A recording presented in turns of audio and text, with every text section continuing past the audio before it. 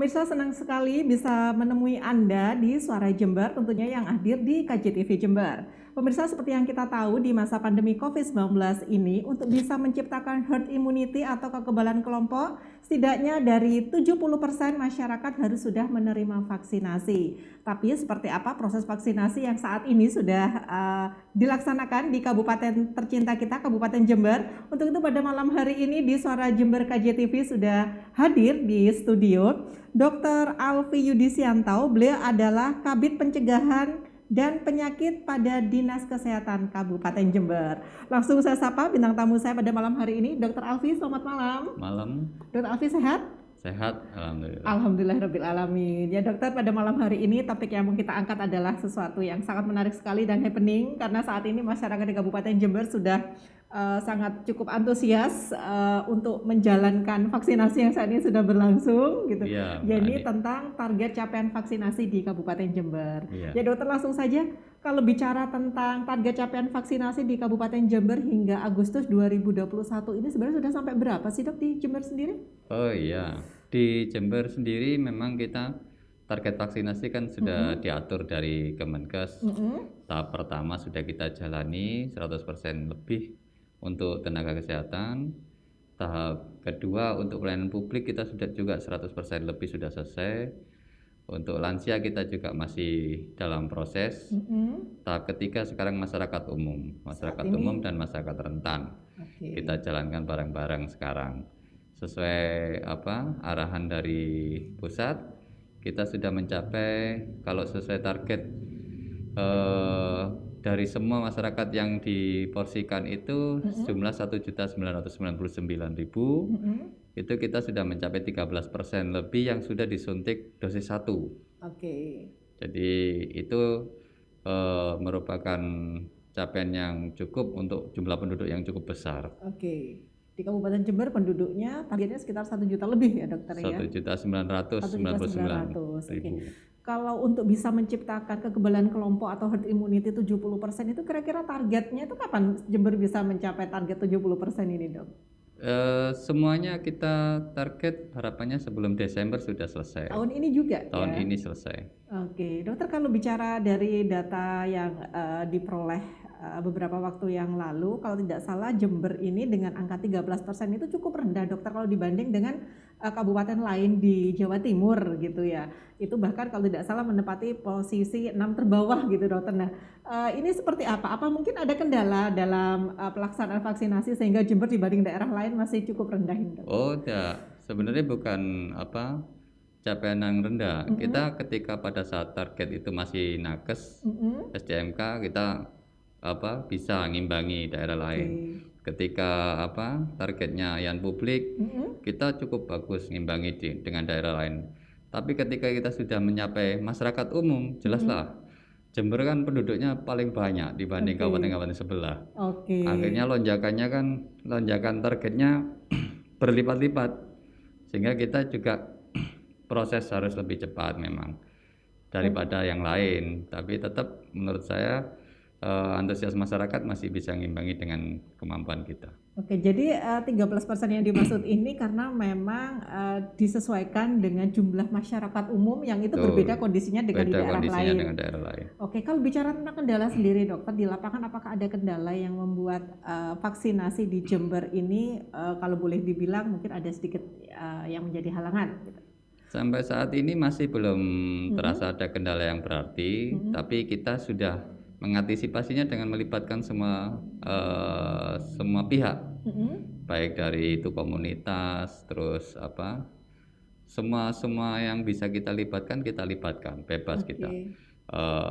Meskipun perorangan, RT RW kita fasilitasi semua sebisa mungkin sehingga kemampuan masyarakat memfasilitasi pelayanan vaksinasi kita imbangi dengan pelayanan vaksinasi itu. Jadi masih terasa ringan dibantu oleh komunitas-komunitas itu.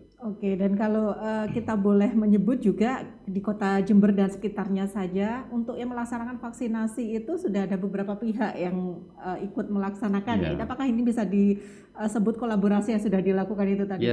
Kolaborasi itu penting sekali karena kan pihak tenaga kesehatan itu bagian yang teknis untuk pelayanan medisnya.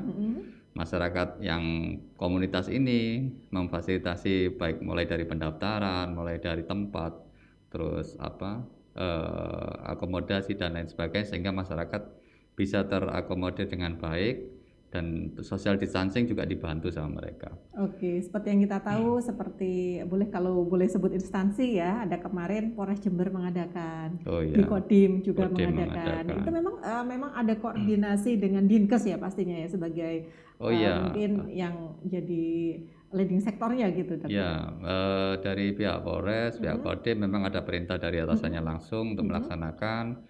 Kalau dari Dinkes, welcome membackup dimanapun mereka butuh, kita coba backup. Terus Dinkes juga melayani Ponpes, Ponpes jika ingin mengadakan, SMA instansi mengadakan untuk siswanya, terus bahkan sampai ke golongan partai juga kita layani semua. Oke, jadi semua kalangan masyarakat, ya, maksud kategori saat ini masyarakat umum dan masyarakat yang rentan. Dokter, bicara tentang target di Kabupaten Jember ini kan jumlahnya cukup banyak, mungkin karena Jember ini adalah kabupaten terbesar ketiga di Jawa Timur kalau boleh dibilang seperti itu. Kalau untuk stok vaksin sendiri, apakah sejauh ini ada kendala dengan jumlah yang cukup besar ini, Dok? Kendala stok vaksin tidak terlalu kendala sih. Kita kan selalu mendapatkan kiriman ketika kita sudah mulai menghabiskan, ketika ada permintaan dikirimi. Ya, sampai saat ini masih lancar. Kalau nggak lewat Dinkes, ada Kodim, ada Polres, bergantian untuk kita mendatangkan vaksin. Oke, jadi dari Dinkes mendatangkan sendiri, Polres mendatangkan sendiri, Kodim sendiri, seperti itu? Iya. Oke, kalau perharinya sampai berapa dokter yang mampu untuk diberikan vaksin di Kabupaten Jember ini? Perharinya kita bisa menembus angka kemarin 19.000 dalam sehari. Kita punya 91 fasilitas kesehatan yang bisa melayani vaksinasi. Tapi fokus kita memang daerah kota yang paling besar penduduknya. Dan sekarang sudah mulai dirasakan kota kayaknya sudah terlayani semua. Karena terlihat kemarin sudah mulai kerumunan, sudah mulai tidak terlalu nggak seperti biasanya. Kan berarti daerah kota hampir semuanya sudah terlayani. Daerah pinggiran juga mulai bergerak, dari kelurahan, dari desa, dari kecamatan sudah mulai koordinir. Dokter menyebut ada 91 fasilitas kesehatan yang bisa digunakan untuk memberikan layanan vaksinasi bagi masyarakat. Apakah itu juga termasuk puskesmas yang ada di seluruh Kabupaten Jember, Dokter? Semua puskesmas wajib, ada 50 puskesmas kita punya. Ada 13 rumah sakit, termasuk RSGM, rumah sakit Subandi dan lain sebagainya. 28 klinik juga terlibat untuk melayani vaksinasi program ini. Jadi masyarakat bisa mengakses mendekatkan layanan ke tempat masyarakat berada.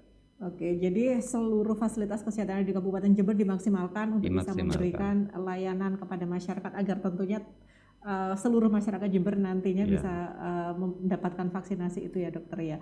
Oh ya dokter, pastinya kalau untuk memberikan vaksinasi kepada masyarakat, ada saja yang namanya masyarakat itu yang merasa takut atau seperti apa. Sebenarnya sosialisasi mungkin yang diberikan kepada masyarakat agar yang bersangkutan itu tidak lagi takut untuk vaksin, karena bagaimanapun di tengah kita saat ini masih ada loh dokter berita-berita hoax yang bertebaran di mana-mana yang menyatakan efek dari vaksin. Sebenarnya betul tidak sih ada dampak seperti yang beredar itu dokter? Sekaligus di dalam hal ini dokter bisa meluruskan pastinya. Oh iya, hoax tentang vaksin memang banyak dan sangat mudah diakses oleh masyarakat, meskipun hanya melalui WA, pesan singkat.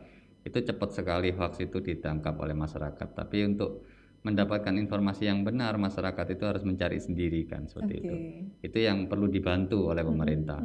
Dalam hal ini strategi pemerintah sudah cukup bagus, karena yang kita layani vaksinasi adalah yang pertama nakes, nah yang kedua layanan publik. Nah itu ada di dalamnya itu ada tokoh-tokoh masyarakat yang sudah mendapatkan vaksinasi. Jadi biar tokoh masyarakat ini otomatis nanti membantu kita dalam hal ini. Oke, jadi melibatkan tokoh masyarakat untuk bisa meyakinkan bagi masyarakat yang saat ini masih ragu-ragu. Oh ya, mumpung ada dokter Alfi, karena masyarakat juga butuh edukasi nih dokter. Sebenarnya efek samping apa sih yang didapat bagi masyarakat yang sudah vaksin dan ini sejauh ini seberapa tingkat membahayakannya sehingga masyarakat tidak perlu lagi harus merasa takut untuk divaksin. Oh iya, vaksin yang ada selama ini teori vaksin adalah melatih tubuh untuk menerima atau mengenalkan tubuh jenis virus yang akan dihadapi. Jelas virus itu kan dilemahkan. Artinya harapannya tubuh bereaksi mendapatkan vaksin ini. Reaksinya macam-macam, bisa demam, bisa pusing, bisa itu reaksi biasa. Reaksi biasa samping. Ada yang nggak bereaksi sama sekali. Ya, tapi antibodi pasti terbentuk kalau divaksin. Jadi harapan yang dimunculkan adalah antibodinya. Efek samping selama itu masih ringan tidak masalah. Kalau ada efek samping agak mengganggu silakan periksa ke dokter dan itu hal biasa. Terus untuk vaksin sendiri harapannya antibodi itu goalsnya yang dibutuhkan. Jadi betul memang untuk vaksin COVID ini harus dilakukan pengulangan, tidak cukup hanya sekali. Betul. Pengulangan itu istilahnya booster atau penguatan. Jadi misalnya yang suntikan pertama adalah memperkenalkan, sehingga terbentuk antibodi, tapi masih belum cukup. Suntikan kedua itu nanti yang akan membuat respon tubuh membentuk antibodi berlipat-lipat. Dan itu namanya booster atau penguatan. Nah masyarakat di Kabupaten Jember, kita beruntung sekali pada malam hari ini ada Dr. Alfi yang beliau ini memang bidangnya adalah pencegahan dan penyakit pada Dinas Kesehatan Kabupaten Jember. Ada banyak hal yang bisa kita tanyakan, termasuk mengenai vaksin ini belum tuntas saya tanyakan dokter, tapi sepertinya kita harus jeda dulu karena ada beberapa yang mau lewat ini, kita akan lanjutkan setelah yang berikut ini.